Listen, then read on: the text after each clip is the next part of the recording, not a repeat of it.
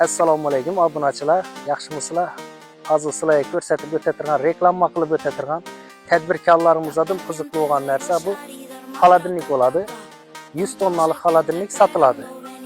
Manzildan tushuntirib o'tamiz, ham ichlarni ko'rsatib o'tamiz hozir. Sizlarga hozir ichkarini ko'rsatib o'tamiz. Bizga egalarning aytishi bo'yicha 100 tonna meva sig'adi buning ichine.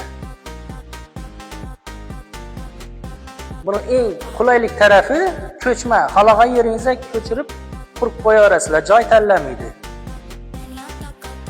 100 tonnagacha bo'lgan mevani o'z ichine oladi. Tadbirkorchilikka boshlayman deb yurgan insonlarga shu videoni tashab qo'yasizlar.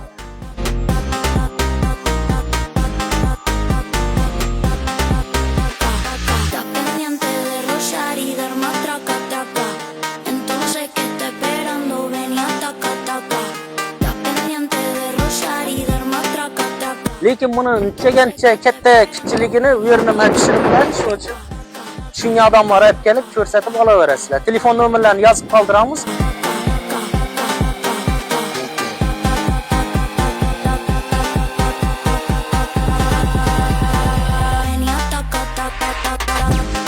Bir garaj o'rnida turadigan narsa, lekin 100 tonnagacha bo'lgan mevani ichine qamrab oladi. 100 tonna sig'adi deb egalar ham aytib turibdi. Faydalanib olib turibdilar bundan. Bog'ot tumani Dehqon bozor qishlog'i Bog'iston mahallasida joylashgan. Telefon nomerlarini yozib qoldiraman, egalari bilan telefonlashib kelib olaverasizlar. Narxini 130 million deb aytdilar egalari. O'zlari bilan keyin yana kelishib olaverasizlar. Sizlardan shunday sotiladigan narsalar bo'lsa, bizga aloqa chiqaverasizlar. Reklama qilib beramiz. Instagram kanalimizga joylaymiz. Telefon nomerlarini yozib qoldiramiz.